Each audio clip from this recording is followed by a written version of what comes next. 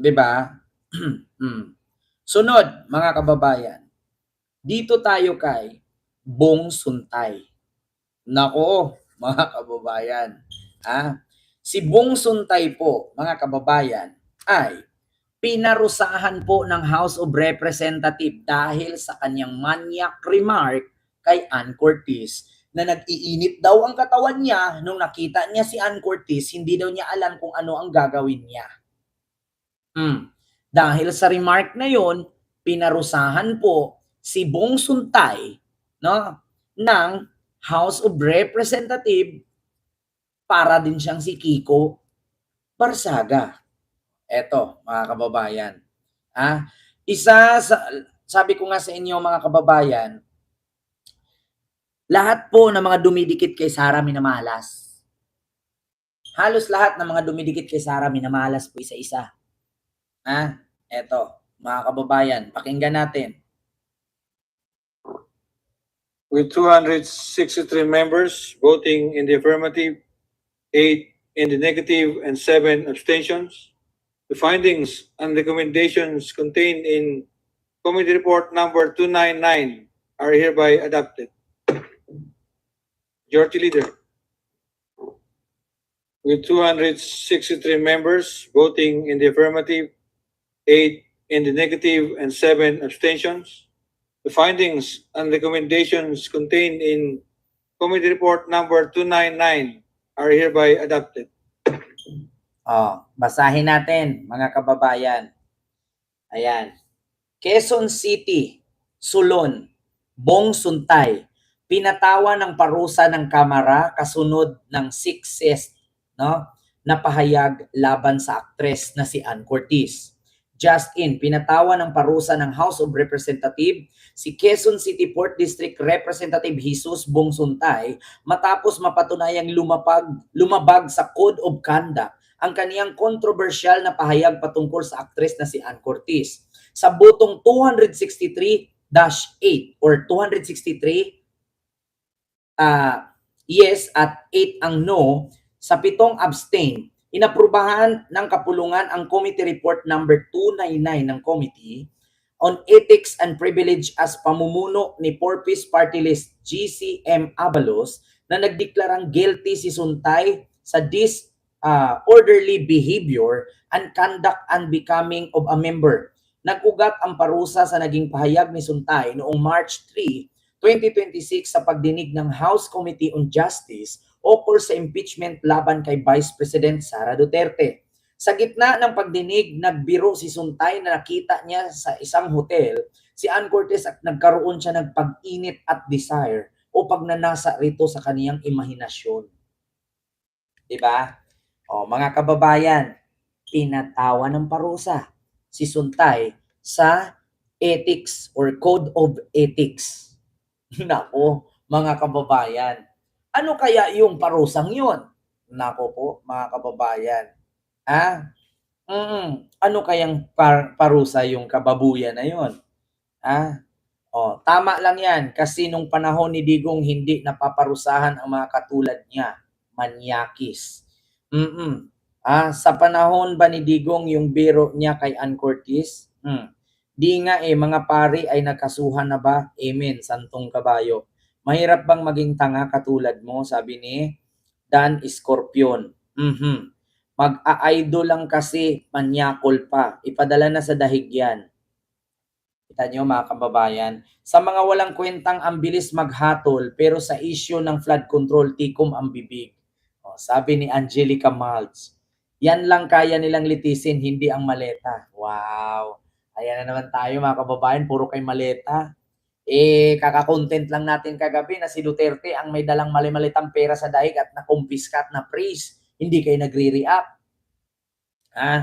Mga DDS, galit na galit. Si Bong Suntay pinarusahan sa Code of Ethics. Parang si Kiko Barsaga, baka i-suspended nga naman. Sabi nila, pagdating kay Suntay, nililiti sa flood control at sa maleta, hindi. Bakit hindi nyo subuking tanungin? Magkano nga ba ang laman ng maletang pera na dala ni Digong sa dahig? Bakit pre-nace ng ICC? Puro kayong maleta, puro kayong maleta. Putang ina, si Sara na mismo nag-amin. Hindi pa kami presidente at vice president, usapan na yung maletang yan. Si Sara na mismo umamin yan. Hindi pa daw sila president at vice president ni BBM, no? Usap-usapan na ang maleta na yan. Pangalawa, sabi na mismo ni Boying Rimulya, yung delivery ng maleta ay mula pa yan noon ni Lord Alan Velasco, yung pumalit kay Cayetano. Di ba? Tapos magulat-gulat ka. Yung maletang bitbit ni Digong sa dahig nung sinakay siya sa private plane. Bakit hindi nyo tanungin magkano ang laman? Imposible naman kung laman lang ng wallet ni Digong ang nakumpiska.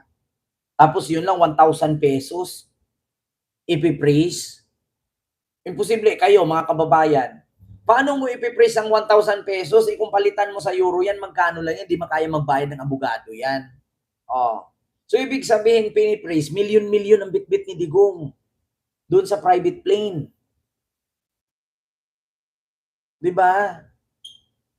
Nako, mga kababayan. Yun siguro yung pera na bitbit ni Digong galing sa Hong Kong. Siyempre, hindi naman siya i-check noon kasi presidente siya noon, powerful siya. I-check pa ba siya?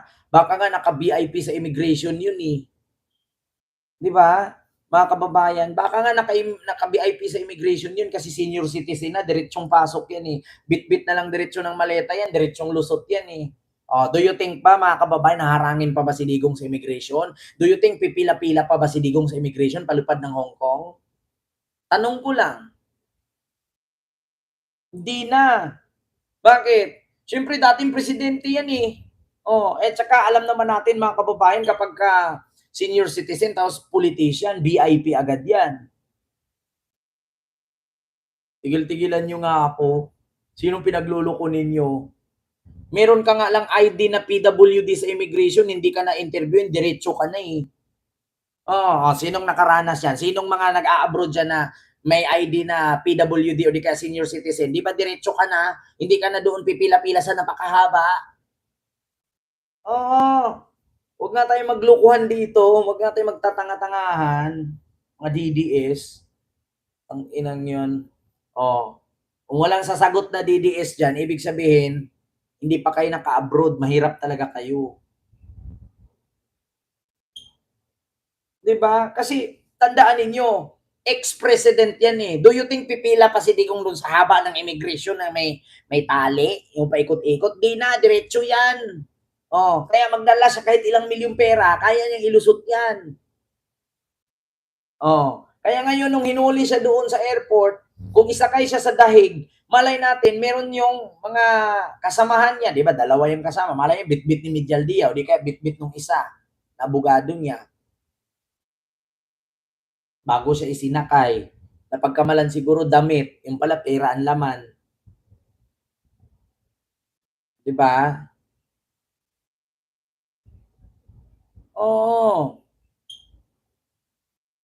Wala na, mamalo si Ron. Hindi ka na interviewin, diretso ka ng kay senior kay. Tapos may sarili kang will, lalo pag PWD ka. Pag meron kang ID na PWD, diretso ka na, hindi ka na pipila-pila doon. May kasama kami dati na isang vlogger yung si Riz Baker, may ID siyang PWD. Kasi bakit? Hindi pantay yung paa niya. Diretso na siya. Nagulat nga kami, si Riz Baker, hindi man lang kami sinabihan, nandun na siya, nauna na siya nakapasok. Samantalang kami, ang haba-haba ng pila namin. Ganun yun, mga kababayan. Tigil-tigilan nyo nga ako, mga DDS. Hanap kayo ng hanap ng maleta, di ba, Ma'am Lilito Nini? Hanap sila ng hanap ng maleta. Bakit hindi niya subukang tanungin magkanong laman ng maletang bitbit ni Digong papuntang dahig? Bakit pre-nace ng ICC at nakumpiska ng ICC? Di ba?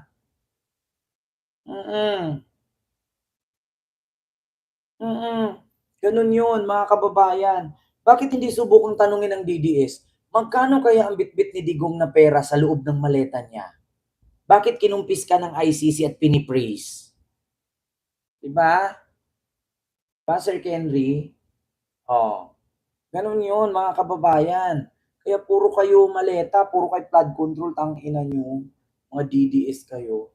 Samantalang si Digong naman yung nagbibitbit ng maleta sa dahig. Hindi nyo tanungin magkano laman.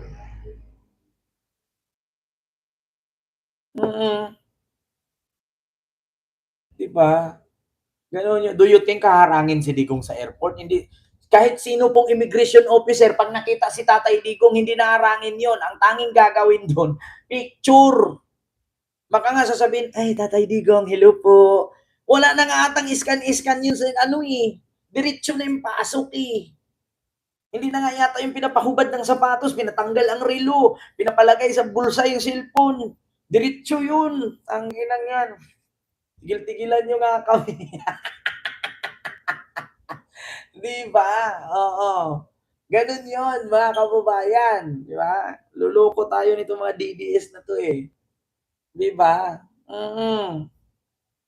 Di nadadaan si Digong ng X-ray. Diyos ko naman, Ma'am Vilma, di ba? Oh, Sergey, Giriberto. Wala nang check-check kay Digong. Diyos ko, kahit nga si Naduri, kahit nga si Sara Duterte, wala nang check-check yan. Diretso yan eh. Sino pa bang mag-check yan? Siyempre, kung ikaw immigration officer, maliban na lang kung ang immigration officer ay tawag dito, Nigerian, hindi kilala si Sara o di kaya Indonesian. Diyos ko, sino ba namang hindi nakakilala kay Digong? Sino ba namang hindi nakakilala kay Sara? Tapos padaanin mo pa sa X-ray machine? Walang ganun, Mars. Kahit sino, mga kababayan. Ako nga, pag sinabi ko vlogger, diretso na nga eh. Pipila ka nga lang, pero tatak, tas vlogger. Sasabihin, Sir, Kent Garcia po. Anong work? Vlogger po. Anong content mo? Politics po, BBM po kami. Sige, anong branch? Tatak na diretso. Tapos sasabihin, ilan na followers mo? Diba? Ganun lang naman tanong, lusot. Do you think hingin pa si Digong po? Tangin na, politician, presidente ng Pilipinas, harang-harangin mo. Baka nga, wala nang kap-kap yun, diretso ng picture. Tatay, picture muna. Bawal nga cellphone sa immigration eh. Shake hands na lang ang magawa. Tapos, kikilig-kiligin. Tayo na sa inong immigration, di ka ganun. Tatay Digong nga, dating presidente namin yun. Gaganon ka. Wala na yung kap-kap. Wala nang hawak-hawak sa bayag. Wala nang gaganong-ganon. Diba? Mamunit ng Ceresa Force. Liso nyo. Ganun po yun, mga kababayan. So, maraming salamat po mga kababayan. Kaya tingnan nyo, si Bong Suntay, wala na, pinarusahan na din. Bakit? Idol si Digong isang manyakol. So ngayon, nagkaroon ng manyak remarks, ayun, pinarusahan. Sa boto, ilang boto yon? Ito.